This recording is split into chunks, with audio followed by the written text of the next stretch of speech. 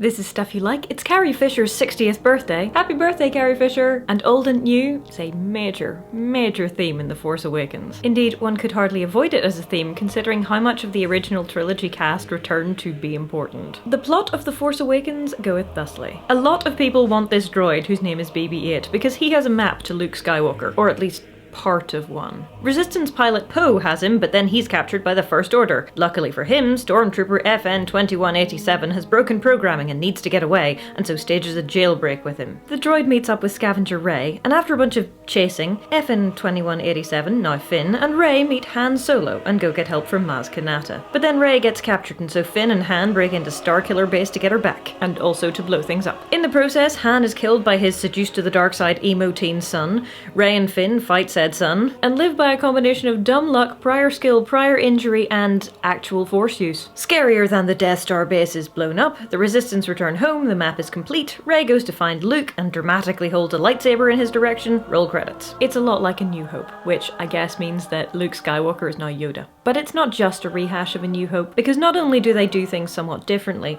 there are some distinctly new themes going on. And boy, if you're an original trilogy fan, some parts of The Force Awakens are really gonna strike you in terms of their thematic pointiness regarding old versus new. First, there's the obvious fact that you're seeing the characters that you grew up with 30 years on.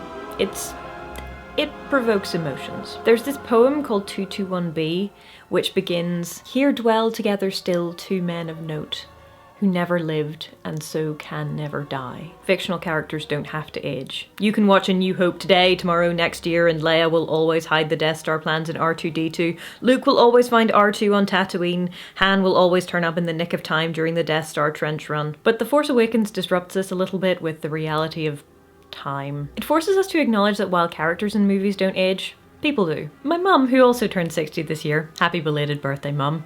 Sorry for outing your age to the entire internet. Used to do this thing when I was growing up that made me so mad. But now that I am older, I also do it. Sorry, Mum. Basically, she would come in when I was watching a movie that was, say, 10 or 15 years old, starring someone relatively famous, and she would say, "Oh, don't they look young?" Of course they look young, it was 15 years ago. But I get it now, because every time you see someone looking younger than they are right now, it reminds you that time is passing and that we are going with it. And while the character is frozen in time, we are not. We have to move on. And that's why it's so perfect that we start with Rey, who has spent goodness knows how long trying to stay in place. She's learned all these skills related to ships and scavenging and self-defense because she needs them to be able to survive in this very harsh environment. She needs them just to be able to stay in place. Maz, who is the oldest character in the movie, tells Rey that the belonging she seeks is not behind her. It is ahead. Rey has been clinging to the past, staying on Jakku, waiting for her family, but it's pointless and part of her knows that. Getting her to move on, getting her to realise that there is nothing left for her is a big moment. The belonging all of them seek is ahead of them. Poe, our Leia allegory, probably has plenty of belonging in his life already, but Finn? Well, Finn's is ahead of him too. Maybe even Kylo Ren's, though he had some belonging, presumably shunned it and went to find some other darker kind. Kylo Ren represents a lot of things, and you can draw parallels between him and quite a lot of other modern movie villains, because in the 2010s, angry white boys seem to be the thing that we are most afraid of. And a huge part of his character is violent, regressive disdain. "Look how old you've become," he says. "Something far worse has happened to you," comes the voice of the film via Lor San Tekka. You're not just stuck in the past, you're actively going the wrong way. The rest of us want peace and justice and all that good stuff. You're just a whiny emo fanboy with delusions of badassery and or grandeur. But The Force Awakens has no truck with this approach. The belonging we seek is not behind us.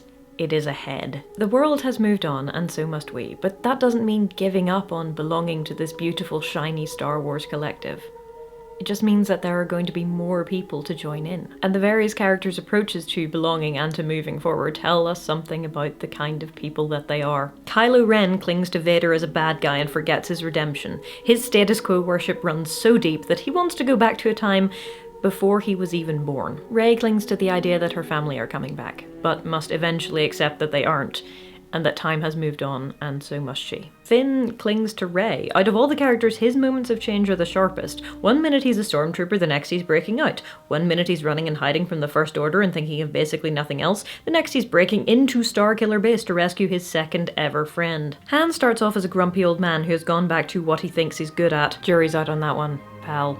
But Han gets the best job in the film, in my opinion. He gets to be the veteran who imparts to the kids the truth. He gets to be the one to tell Rey, all hope and wide-eyed wonder, that yeah, magic is real. And even if it's also true that magic is hard and dangerous, that's still a pretty good feeling. And Leia? Well, Leia clings to the things to which she has always clung. Peace and justice and progress and a better galaxy. And the thing about clinging to progress is that it kind of carries you along with it. So she doesn't need to be the crotchety old lady who isn't down with the kids of today. General Organa has been inducting people into this world forever. She never stopped. Han is the one who retreated into what he used to do, the one who packed up and shipped out with Chewie and the Falcon, the one who has tried to forget. He tells Leia that he knows he reminds her of Ben, but Leia isn't the one who wants to forget.